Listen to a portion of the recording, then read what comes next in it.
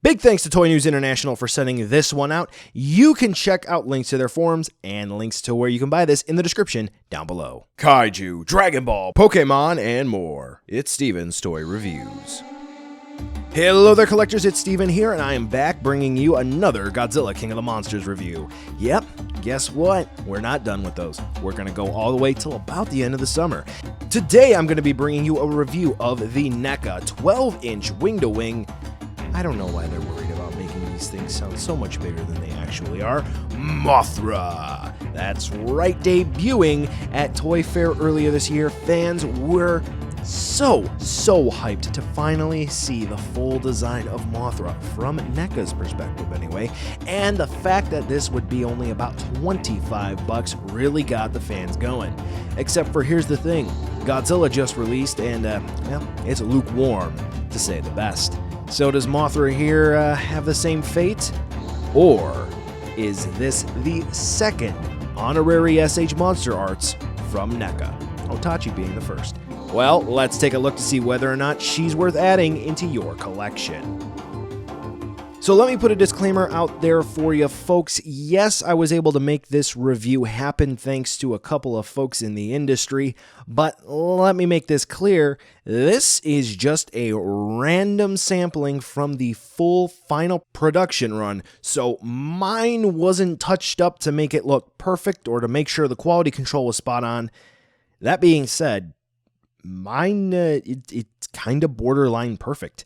So I'm very pleased with this. The paint apps are fantastic. There's no stray streak of another color from another figure NECA was making at the time on this, which is actually kind of common. There are no broken joints like a couple of fellow reviewers I have seen have had. Nothing broken in the packaging like someone on my Discord server had. Yes, I do have one of those, folks. Check the description.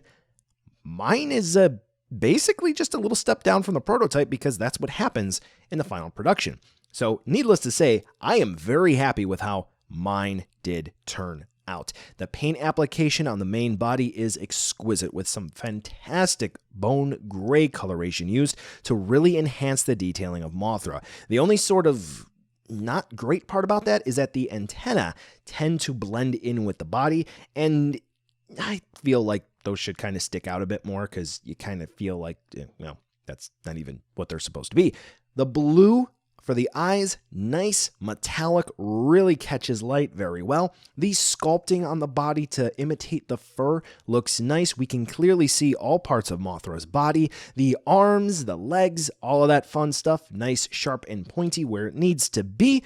Overall, NECA did a great job with the sculpt. Now, for the wings, they even did an amazing job there because the wings are actually cast in a translucent plastic. So this way you can actually see through them and you can shine light to really make them brighten up and make them look even cooler. But that even being said, I'm going to show you a little bit more about that in a second. The detailing is great because they do look fuzzy, and the paint application on there, fantastic. Almost like a picture-perfect decal was applied, so there's not a whole lot to complain about. The only issue that I think some folks may have is that they are segmented into fore and hind wings, similar to how the SH Monster Art Mothras are made. That's also true to how some moths are in nature, so that's not really a complaint. If you're upset about that, I don't know how to help you. But anyway, here's a look at how the wings are translucent. So if you wanted to use a nice clear white light for that, hey, you can really brighten up those wings. But if you wanted to use blue like some folks were hoping, well, doesn't necessarily look all that great. But still, at the end of the day, Mothra is killer. Articulation is straightforward and simple on Mothra. The front arms that are articulated, because two of them are actually sculpted into the body, they are technically on ball joints, as I'm about to show you in a second here, but realistically speaking, you're only going to get swivels out of them, as are the hind legs on Mothra. They're going to be on swivels as well. The wings, all four segments of them, are going to be on hinges. Some folks have had issues with the right forewing being extremely loose and super duper floppy. My buddy Ultrazilla, in his, well, unfortunately, he had a broken joint out of the box, which is never a good thing. So do inspect your Mothra carefully for super loose joints. maybe an indication of a break. But that being said, for the size and for the price point, realistically speaking, not much else could be articulated, except for maybe something in the abdomen area. So, yeah, good job, NECA. Accessories time, and oh boy, we got some cool stuff to cover. So first and foremost, we're going to talk about that larva which Mothra came with. Very cool, I like that. We're going to show that in a second, but we're going to go ahead and kick things off with that nice cocoon base that Mothra comes with. Much like the figure proper, NECA took a lot of time and effort to make sure that this looked great. It really, it stands out. It's very bright, it's colorful, it's made with some neon paint applications along with some extremely detailed sculpt marks for the cocoon proper, and then we do have a nice little research base that the cocoon is housed in. So it's opened up as if Mothra is just emerging from it, which you can recreate that, as I have shown you clearly so far in this review. If you haven't been paying attention, sorry to say that. And the detailing, again, on the actual base in and of itself is cool. Makes for a nice stand-in building if you need another one for your kaiju shelf. Now, this is a base for a flight stand that Mothra comes with, and I do have some critiques for this. The way that it works is you just simply have to click it in where the wings are attached on Mothra's body, which that can be scary. I thought I was either going to break either the stand or the figure, and once you do that, you just stick the pole into the support base, and there you go. Now Mothra's flying. Unfortunately, they didn't make it so this way you could adjust it, so this way you could have Mothra, say, slightly hovering over the little cocoon base, or maybe just float eye to eye with Godzilla. Nope, she's got to be soaring way up there in the air. So that can be a little bit difficult if you're planning to put her up on a shelf flying, so just keep that in mind. Now we're going to go ahead and take a look at the box, and overall it's, you know, it's a box. It's a nice window design. You can see in where everything's going to be at. And we get a flap. That's pretty cool. The back, yep. Information about the rest of the NECA figures that are going to be released that have been revealed at this time anyway. And on that front flap, we do have a picture of the promo shot of Mothra.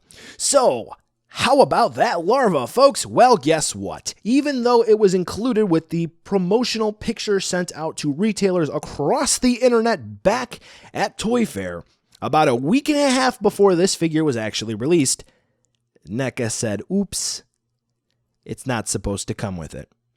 We didn't get approvals for that. So I'll let you go ahead and figure out how many months it was between when the reveal was at Toy Fair and pre-orders opened and when this actually got released. What? There's no larva? You couldn't correct that ahead of time? Come on, guys. Come on.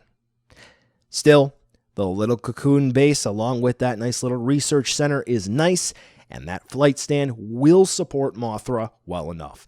I'm just worried about longevity. And of course, if you need another recommendation for a flight stand or some effect parts, you know I got videos for you. Now we're going to go ahead and round out this review with a very, very nice size comparison with some other standard figures you might have, some other kaiju figures, and of course, a whole host of other King of the Monsters figures, including the other 6-inch scale Mothras that have been released so far. Quite frankly, this one looks amazing and will blend in with almost anything. So, buy now, skip, or wait for a deal. Buy now, skip, or wait for a deal. Buy now, skip, or wait for a deal. Hey, I made it a song, and I can't sing. So Mothra here, I was very worried about when she showed up at my door. I actually had to open her up real quick before I head out for the day, just because I was worried that something was either going to be broken or something was going to be super loose, or I maybe would have, not had something in the box. That's actually happened to me a time or two.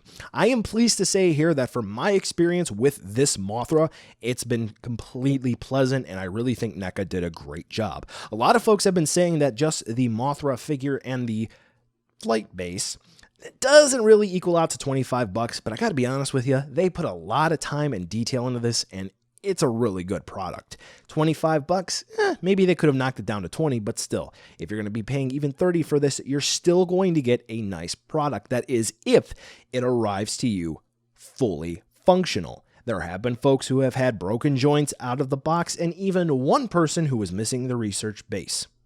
Yep. So, issues can happen. But if they don't, I can guarantee you're going to love this one.